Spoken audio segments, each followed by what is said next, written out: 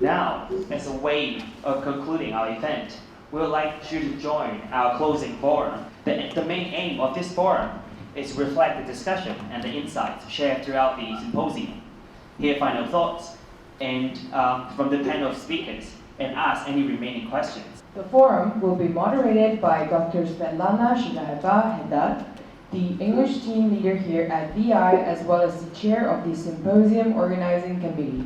She will introduce the members of the discussion panel. Please welcome Dr. Svetlana HEDDAD. Thank you. Okay. First of all, I want to say thank you to Otto. Otto, thank you very much for logging in and joining us today and sharing your insight with us. And thank you to Professor GAŠEVIĆ, who is going to be our first keynote speaker. May I please invite you to join us here. I would like to also invite our students. We have, and I'll go by the list now. Xavier Ho from the Hong Kong University of Science and Technology. Xavier, please. We have Kevin. Kevin, all of you already know Kevin. Kevin is from VI, third year student at SRM. We also have Peter. Peter, where are you? Peter Tao, also from VI, also from Sports and Recreation Management. Before we start, I want to say thank you to all of you for staying here through the whole day and joining the closing forum. So thank you to the audience here in the hall, as well as to those of you who are still with us online. So thank you very much. Now, can we put Otto back? Maybe before we do that, we can, if you guys have questions, you can put your questions into the Padlet as usual. But once we, maybe at some point, we can also put Otto back on the display wall.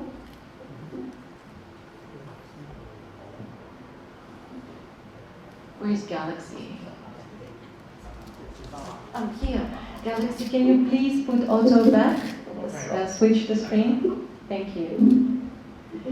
Okay. Now,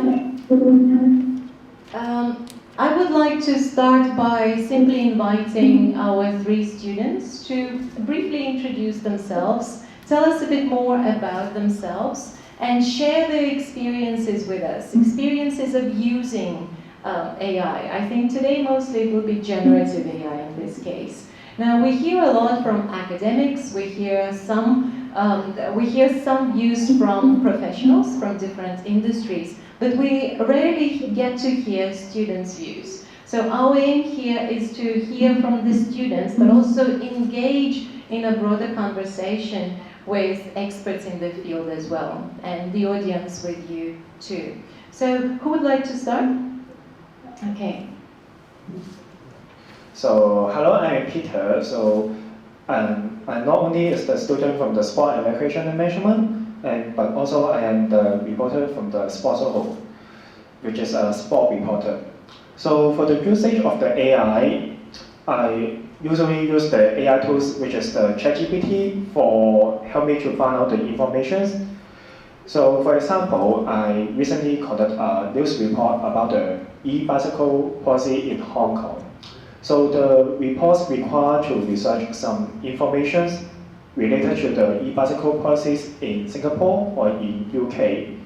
So on the normal situation, I need to access a lot of government internet to find out their regulations and the policies. But if I'm using the ChatGPT, it helps me to save the times, which is help me to generate the all information I want at short time. So that is my usage of my AI tools. And I'm Kevin, as you guys may have known. My experience to AI, I think ChatGPT came in really handy when handling conversation, or when I'm trying to send out an email, especially those formal ones. I usually use ChatGPT to kind of check the formality of my message, and is that would it sound rude, or can it sound more polite to the receiver? So I think it came in really handy on this part. But on the other hand, I've tried to use it to solve like a secondary math questions. but I found out that with the same input, it came up with 3 different answers, and only one of them is correct. So I think it's really obvious that there's a accuracy problem with the AI, and that's the thing that I'm worried about. Hello, I'm Xavier, and I'm a PhD student from the Hong Kong UST. And actually, I use the AI to do some writing assignment, and this is quite helpful with proofreading and translating some article. Additionally, I use the AI to summarize some research objective and some method and the findings. Of course, I will read through the whole research paper, but using the ChatGPT to screen the article for me will save me some time. Just last week, I had a short conversation with my PhD supervisors, and he actually suggests me to explore the AI application and think about how to use the ChatGPT to facilitate or support my research. And then I asked him a question, whether using the ChatGPT on the research is cheating. He is open-minded, and he said the ChatGPT is now the open resource and everyone can use the technology. And unless the instructor doesn't allow you to use the technology, and then you can just use it. And then for me, using the ChatGPT on the research is the same case of using a calculator in the mathematics lessons. Thank you. Thank you, guys. Maybe we'll move on to the second question, especially since Xavier already kind of touched upon some of the challenges or concerns. So can we talk about some of the concerns that you guys have based on your experience? And what do you think, how can we work together to ensure that we use AI effectively, but at the same time responsibly? So maybe we'll start with the students, but at some point perhaps our keynote speakers can also jump in and share their feedback or their views with us. Thank you. Oh, who wants to start now, this time? Kevin? Yes, I'll start first. I think generative AI, like especially ChatGPT that I use the most, is a really good tool for learning, but it's all about the intention of the user. Let's say if I'm using it just to get rid of my assignment in a timely manner, I might not be learning anything out of it, but at the end, I'll still complete the assignment. But I want to emphasize that, like studying a degree, we're trying to get something out of the process. And with the ChatGPT or other generative AI, it seems like they are making us getting less out of what we should get from the assignments or any other task. Interesting. This is exactly the concern I think many educators have as well. So I don't know, Dragan, would you like to say a few words at this stage with respect to this concern in terms of process of engaging with learning, I think? Well, I think even during today's talk, I was really kind of pointing to a few things there.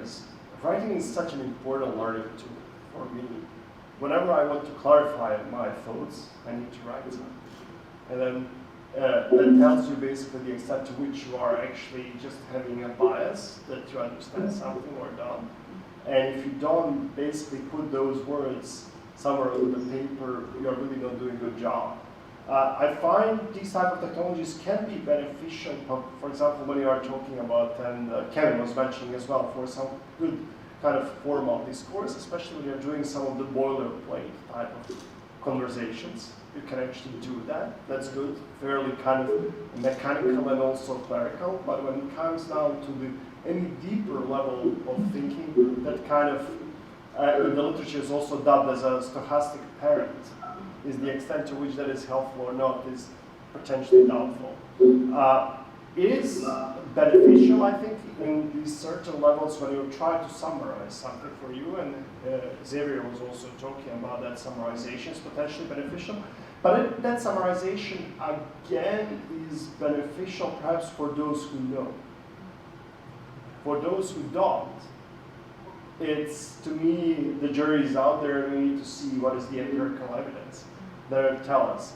Because we, as I said, like towards the end of my things, we have lots of concerns or hypotheses, but we need to generate now proper empirical evidence to tell us how some of these things are going to happen or not.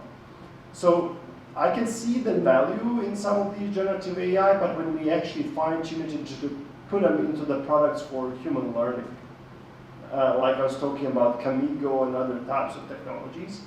But even for these type of technologies, we need to see their limits once they are started to be tested at scale and in the wild as well, because they are based on the stochastic machines, and as such they are unpredictable, and we don't know when they will potentially blow back into our faces. Yeah.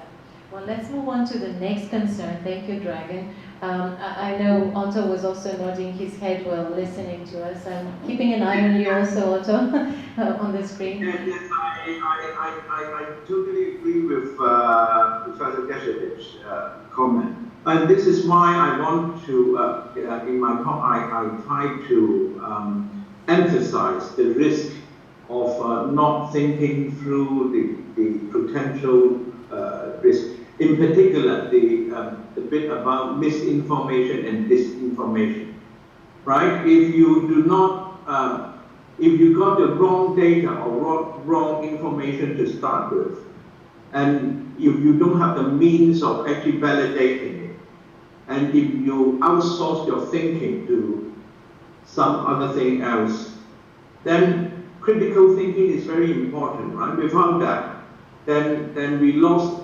human agency, right? Look at the Bible, right? 4 sentences at the beginning of the Bible. It's 2 lies, 1 kind of 3 lies, and one decision. And the decision is lack of critical thinking. And we are where we are. Here we are today. Okay. So I think if you erode the basis of what's really holding human society together, which is trust, we can communicate, we can put ideas across, we can use this to work together, but at the basis of that is trust in people collaborating, working towards the same goal. If you lost that trust, then anything could happen, right? Because there's a bad actors and good actors, and how do you then actually make sure people could actually go in the same direction? And I think the tools, I think a lot of the tools, yeah, a lot of good things to do in the aggregation, speeding up a lot of things. Performance is not wisdom. Yeah. Thank you, Otto. Let's turn back to our students. Do we have any other concerns? Yeah. As a reporter, it has been felt that the generative AI has been enhanced our effectiveness of our work, but also there have a double edge, which is also have the cost for the AI in our job, which not only about the Otto said about the misinformation, but also about the security of the information, as our reporters nowadays usually using the AI transcriber, which is recording someone said intro as a word at the same time. I have been to say that the tools that has been enhanced our effectiveness, that save our time, that no need to record someone said and go back to the company and then type the people who said that. It saves a lot of time, it's really. But the problem is, how can we ensure these applications cannot obtain the sound information or the word information by the government or something people?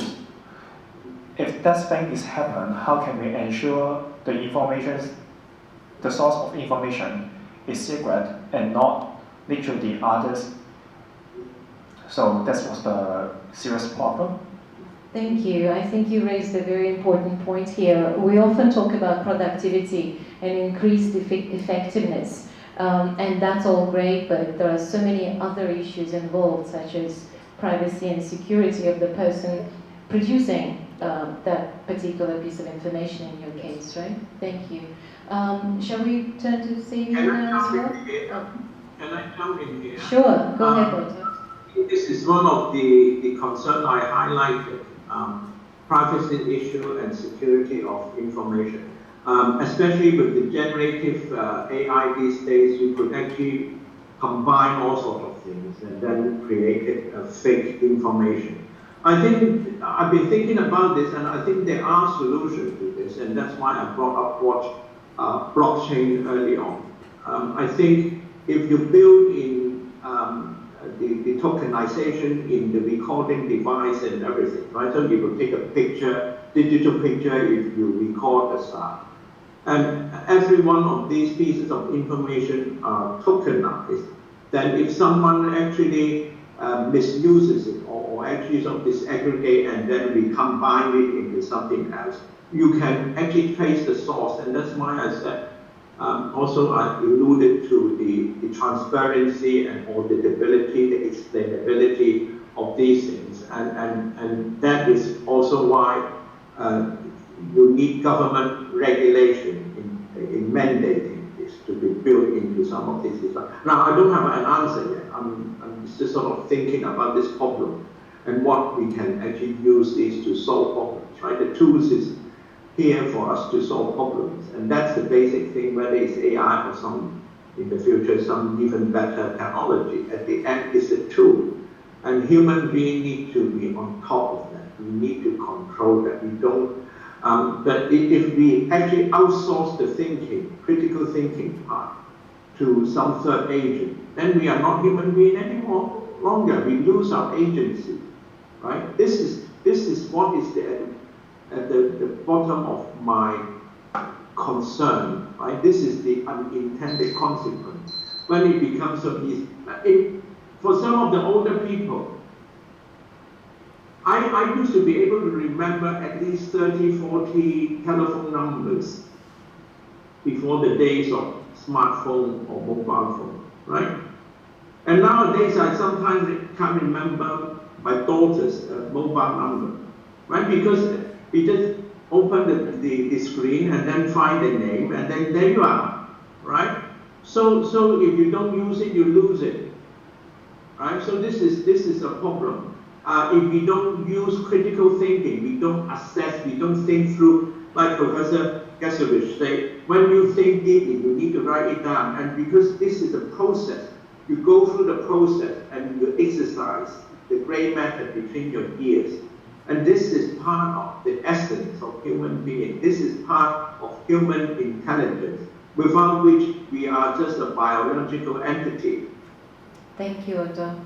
Okay, Xavier, we'll be responding probably to those points, Otto, later on as well, but let's give Xavier a chance to express one more concern. Yeah, I think Mr. Len has already overlapped my conversation. I want to share some case of, because I have the most I concern about the AI is the accuracy and the user responsibility. I want to share a case. Last time I asked the ChatGPT who is the main character of the Legend of the Conduct Heroes, and this is the Jin Yong Sofo and Sedu Yongjun in Chinese. And then the ChatGPT told me that the main character is Guo Jin, and this is the correct answer.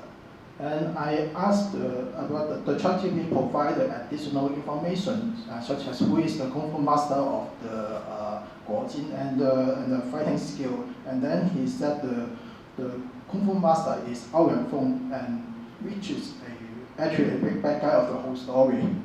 And then he defeats the Guo Jin for many times and make him troubles. And then he also told that the ChatGPT also told that Ao Yanfeng told Guo Jin the powerful golden fingers to support the Mongolian government and defeat all his enemy in China. And then, yes, the ChatGPT make another new story. But if we use the ChatGPT for just funny case, and that's fine.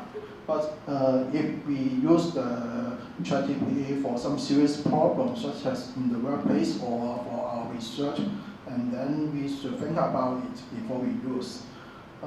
Because as Professor introduced in this morning, a lawyer gets a trouble after he submitted some fake case to the court, which is generated by the ChatGPT. Yes, that's why I indicate that the user has the responsibility to do the fact checking before they use the data generated by the AI. Yeah, thank you. No, I think you are mentioning, Xavier, some really interesting points there. Obviously, you're referring to the case of the US lawyer who was found in contempt of court for basically using things.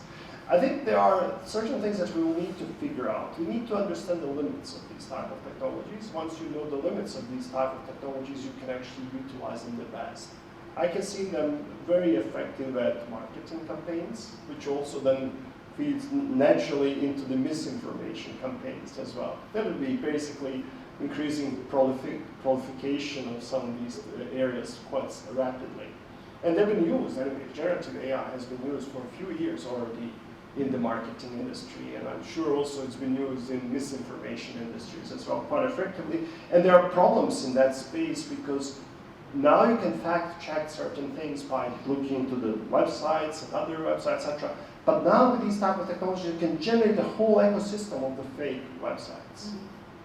And then the provenance of that information becomes really difficult in some situations because it doesn't cost you much to generate tens of different websites that are actually providing similar parenting type of information. On the other hand, I mean, we are also in another situation where it can actually be more useful, and some of these technologies can be quite productive in certain situations, like summarizing for those who know, train them, etc. But I think going into the other side, we really need to kind of define what is accountability in this new space, right? So there was one talk earlier as well, and they were talking, I think I was from PolyU, and they were talking about students are extensively using ChatGPT. Whatever ChatGPT would generate would be fairly superficial as well. And they would also be seeing lots of hallucinations in the form of fake citations. If students actually feel the same level of accountability to own that information, so for example, you don't penalize to use ChatGPT, but you actually dock lots of points from the essay for every fake reference that document or that parrot was generating for them, they would actually feel much bigger ownership. So in a way, if you say for every fake citation you find in your document, you are getting minus 10 points. So if you have 10 fake citations, you get 0 points on your essay, right? Then people will actually start feeling far greater ownership to fact check every piece of information, what is inside of it, right? And we actually raise that weight on the accountability of it. The other thing is also for us to pay attention in terms of that accountability in education is that we should not expect that we can black box that accountability to the kind of third party that is kind of perfect objective arbiter of the truth or whatever students are also going to produce. There's no such a thing. These machines, as I was talking about the bias, and Otto was also talking about bias as well, embedded into these machines, there's no that arbiter. So in a way, and no third party will ever be accountable for us inside of our organizations using these automatic systems for students' assessment. So that's the second point I want to make. The third point is also that we should not be using these technologies to sideline our professional practice. So we have the teachers who are experts at teaching, but we should not be then putting so much more weight on this technology over the teacher's expertise, what they know and what they should be knowing in the class. And I think similar applies to many other professional practices that are out there in terms of the physicians. Yes, ChatGPT can give them lots of good ideas, but if ChatGPT is so good at medical practice, then we should treat it as a medical device. And if it's a medical device, then FDA is going to actually put the full accountability on OpenAI. And I can tell you immediately that OpenAI will tell, well, we are not medical provider, and they will pull out immediately out of the practice, and they will have strict guidelines against the use of ChatGPT in that overall space. The final concern that or point I was discussing about is unclarity about the terms of use of these technologies that are coming from the vendors. And that basically lack of clarity is like the case that was in Italy as well, and potential violation of ChatGPT in terms of use. But my students, I encourage them also to actively use it for proofreading of their papers. Fair enough. However, some of them have valid concerns in my view. If they have an unpublished manuscript, and ChatGPT uses that manuscript as part of their training data set, they may be potentially unjustly accused of plagiarism, because their paper becomes a part of the collection that ChatGPT is using, or these generative AI technologies. So where is the boundary, and how we are creating that boundary is really, really important. And we need to press these technology providers to have very clear terms of use of some of the data we provide them. Thank you. There's a lot to think about here, and I'm sure we don't really have specific answers. I'm just happy that we're engaging in this discussion of the concerns and hearing all these different views. Now, Dragan, you started talking about different workplaces and the use of AI, and perhaps how we shouldn't be, for example, taking the focus away from teachers and placing it on AI. Now, let me turn to students once again and ask them the last question. How do you think AI will impact your future education, but also your career prospects? So in what ways do you think you may be impacted? So I think, as I'm a sport management student, so I will focusing in sport industry. So I think that AI can be using in the performance analysis and something that in the facility management, which is providing different facilities information to our visitors, is good. But although of that, we cannot to forget the AI tools is just a tools, they are not a real human. So some of the duties or function of in the sport industry is that AI tools cannot replace it. For example, is the coaching. AI tools cannot read the people's feelings and their emotions, and then according to the status to changing the training plan. They just only can, according to the information and what they obtain the information in the internet or something else, to provide the suggestions or the training plan. But they did not like as the human coach, which is flexible. So I think the AI tools still have some advantage, and there also has some places that AI tools still cannot to replace them. So I think the people should not to escape the AI tools or to ban the AI tools. They should continue to discover the AI tools, what can help them to do their job better, and what is the AI tools cannot do, and then focus them on to enhance their ability. I think at this point I want to say that I think Peter is in the right field, sports and recreation management. I don't see how generative AI or any AI will be taking over that area yet. So well done. Kevin is also from the same field. So Kevin, do you want to say a few words? I think, speaking of all the pros and cons of the generative AI or other AI tools, I think it's really important for us as a user, it's really important for us to fact check everything before actually using it, especially on some practical uses. For example, if we are going to perform a massage for a specific injury and things like that, we do need to be careful what, let's say if I ask ChatGPT, what kind of technique should I use? And before actually performing that technique to the patient, we need to actually fact check with the research support online to see if that is actually the right solution for our patient. So I think in a short period of time, I think it's there is still a lot of regulation going to establish in the future. And before that, we need to pay extra attention to that. I think so. Thank you. All this fact-checking reminds me of the times when Google was just coming out and we had to fact-check Google. Now it looks like we're going to Google to do the fact-checking. So circle continues. Xavier, you're studying engineering, right? So you want to talk a bit more about that field? I think AI has already influenced our daily life, and actually some other commercial products has already applied the AI to enhance the performance. For example, YouTube or Zoom can use the AI to generate some subtitle during the broadcasting the video immediately. And another example about of the autonomous vehicle. Yeah, my classmate has used the AI to refine the routing and mapping data because those data they drive the vehicle to collect the data from the street or the campus, and then the AI use the data to calculate the distance between the vehicles and the object that may influence the running route.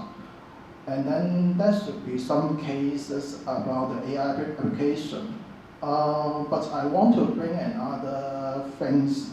I think some of the people here still remember what is the metaverse. And then that, which was the new technology that bring out in the recent 1 or 2 years. At that time, some investor or some traders are willing to invest money on the side products such as the Bitcoin, the blockchain-related company, and the VR technology. At that time, they comment that the technology is very promising and the value of this kind of product will not drop. But the results show that the Bitcoin has dropped from the $60,000 to $30,000 recently, and then due to another reason, some kind of economic factors and something like that. The points I want to bring out that actually some people make the same comments on the AI application recently after the release of the ChatGPT. I think some of people actually overestimate the value of the AI. Yeah, I don't know. Yeah, go ahead as well. Absolutely, I think you made a really good segue to the points I was trying to make. Is ChatGPT and all these technologies, they basically became so popular because they are just so relatively accessible. But they have lots of limits, and we discussed many of these limits. Obviously, they will have some benefits. Software engineering is seeing that certain tasks can be enhanced, and they're really good. That are actually spending on relatively manual type of things. But then anything that is a bit more complex and requires really proper architectural design and everything else really cannot be easily automated in that space. And there are many other areas. There was a recent study I didn't have time today to discuss about from MIT and Stanford about this call center in the Philippines, part of the Fortune 500 company that has more than 5,000 people there. And they observed in that single study, but it was a relatively short period as well, so we'll see how much that is novelty versus how it's going to be over time, but the productivity was observed to be kind of improved about 14%. And primarily was attributed to the improvement of the productivity of the novice, while the experienced workers did not receive any productivity.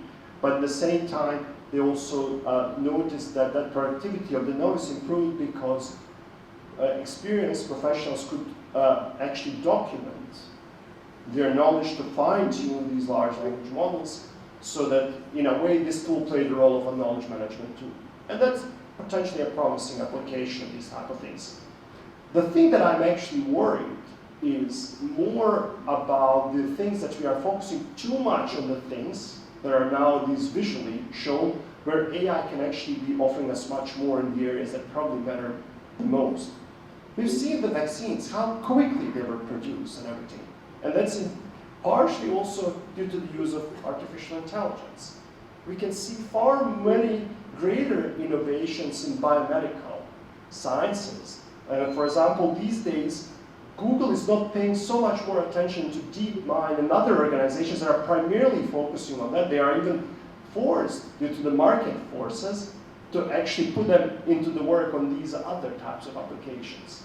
We are not seeing often and talking sufficiently probably, but similar powerful AIs behind Google Maps or similar other types of systems that are actually producing so much social good on the day-to-day basis, and we can do improvement in our energy efficiency and many other areas. So I really don't want to see that these type of technologies suck out the entire oxygen and the future investment as well from all these, I don't want to say far more important, but probably quite important areas of the work in which we can actually improve our society and then address some of the big challenges. And I was citing this morning as well Gary Marcus, who is one of the front kind of people who are critiques of the current generation of AI. He's not against AI at all, he's an active AI researcher. But he's also using this metaphor how a drunk would be looking for the keys under like a public light. And then the police officer would stop and ask, what do you do there? And they say, I'm looking for my keys.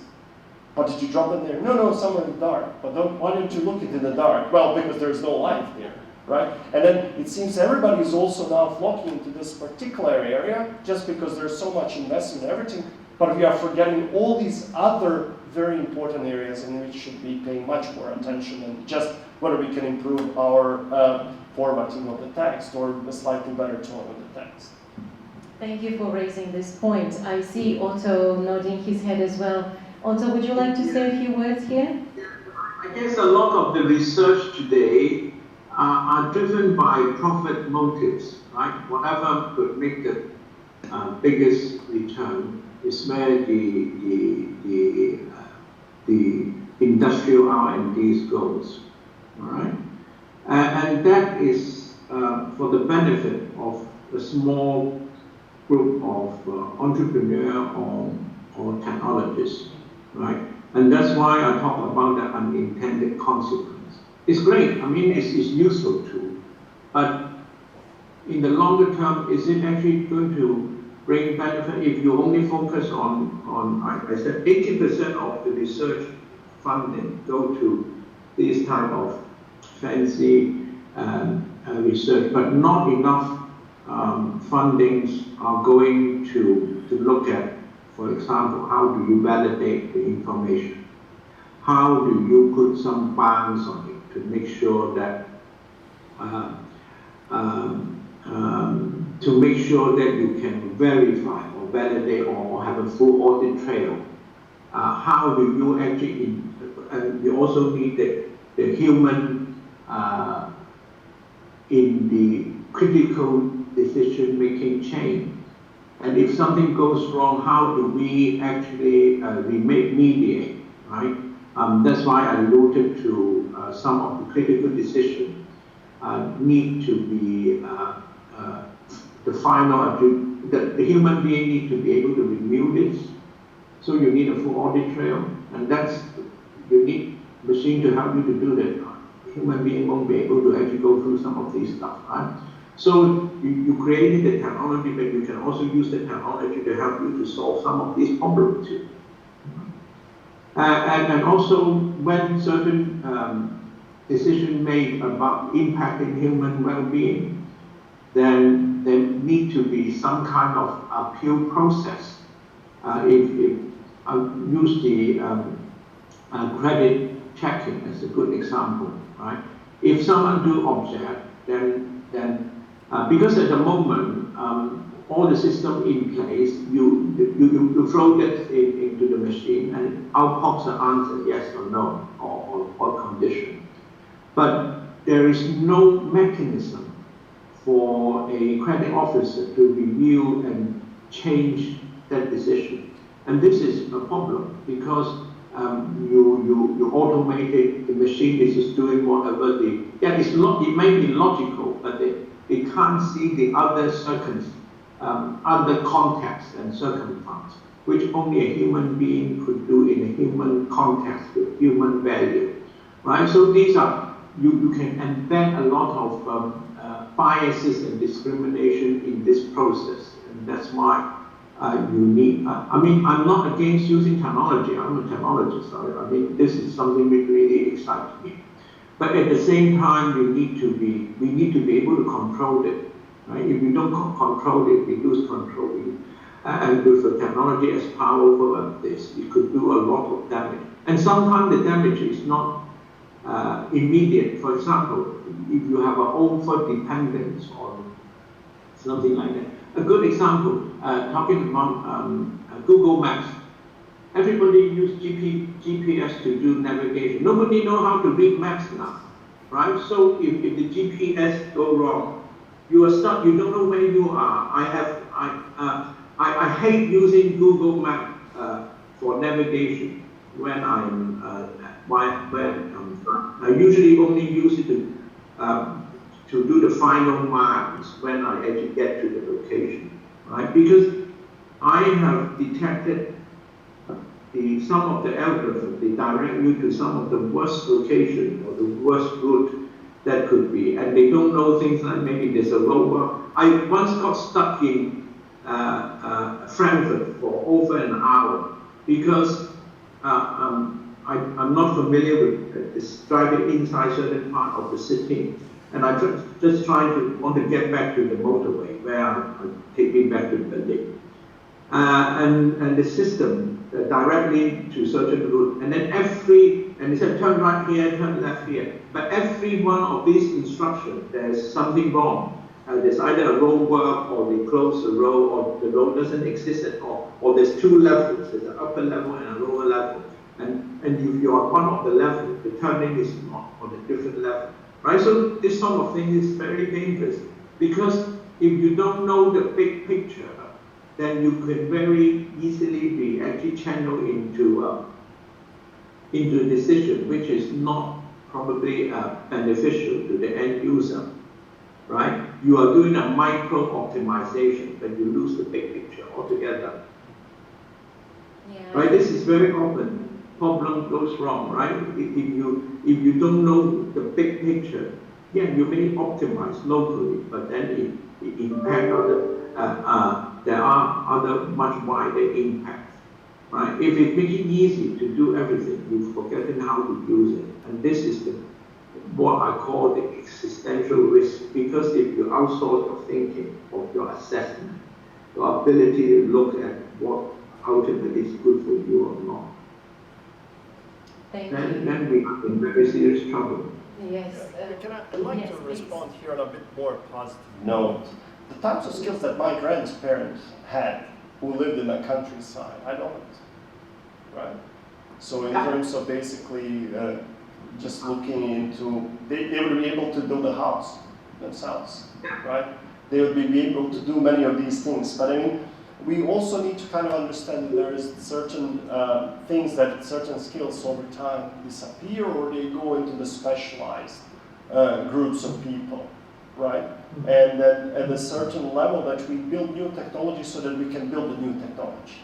I mean, I think there's that kind of technological as well, and we are kind of potentially that turning moment as well, that for us to get to the next level of the quality tools that can help us build better, for example, just the chassis of the cars, the quality of and the efficiency of the car motors could not be built 60, 70 years ago because they didn't have the tools and the quality of the tools to build them. And similar, I think it's happening now as well. And we basically historically always witnessed that certain types of skills are going to become obsolete and new types of skills are not going.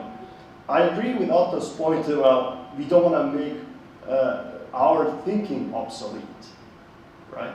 Ability to make efficiently, to kind of recognize facts from bullshit, right? So that's really important thing to know, to be able to do some of these type of things. We should never, and I think that's the whole purpose of the education as well, to be able to kind of critically think, to be always doing things and not to become basically just, if everything becomes like a pressing a button, then we don't need education anymore, right? Yeah, I think that's where the danger of generative AI is, because that's so language-based, and to me language is thinking. And I think your point about summary writing, if you know how to write a summary, yeah, please go ahead and ask ChatGPT, but if you don't, then you never will. And how will that impact your ability to synthesize information, to process information, and things like that? But again, that's a bit negative. I want to emphasize we're not here to just bash AI, but also look at it holistically and perhaps understand both affordances and constraints that we're faced with through AI. Now at this stage, I know we are running out of time, and I see that the most dedicated audience members are still here with us, while some of our audience members already moved on to other things. Before we close today, I'd like to see if you have other ideas that you'd really like to share with us, maybe for a few more minutes. If you have something that you'd really like to share, it could be concerns or wishes or just reflections, please go ahead and share with us. Maybe audience members would also have something to say. At this stage, we can open this. Could I suggest a scenario?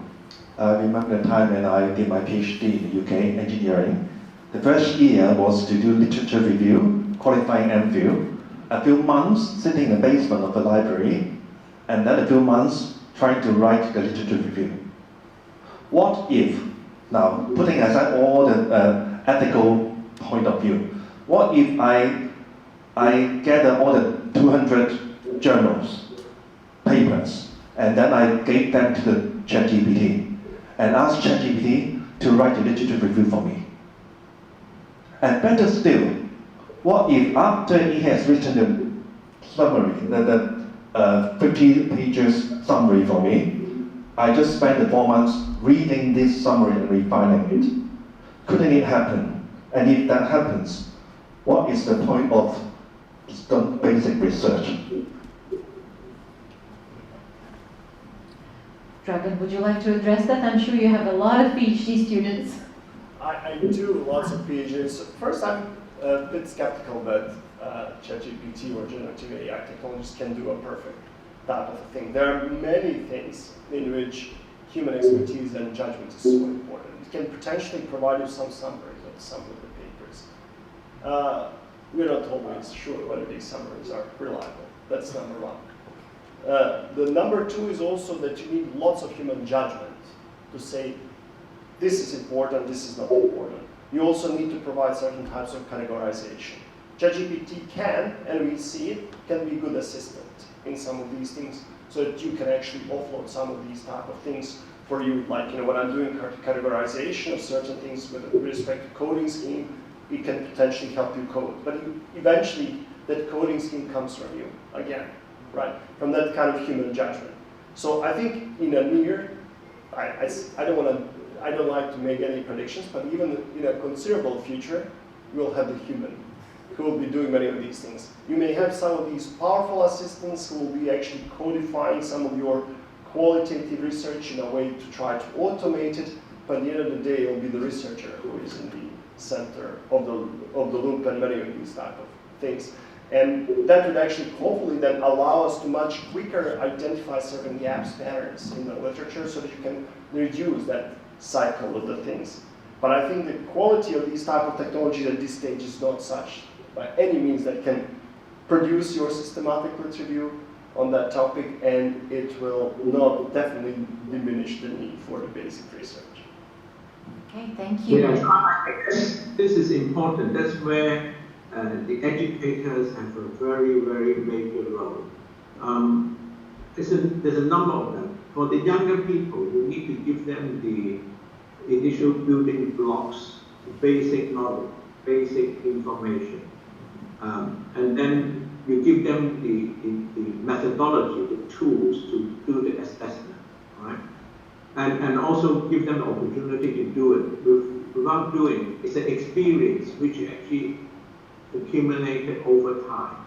That would actually give you insight and wisdom, right? Human being can actually condense the wisdom, whereas the machine is just however much they could do is the regurgitation of a recombinant form of whatever's been done by human being. There's no wisdom in it. You can't judge what is right and wrong. It's just logical. It's how it actually generates the thing, even if it's very complex.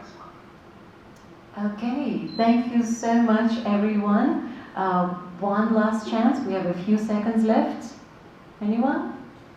Well, I think that's enough, right, for today. It's been a long day for us all. Thank you once again for staying with us through the whole day.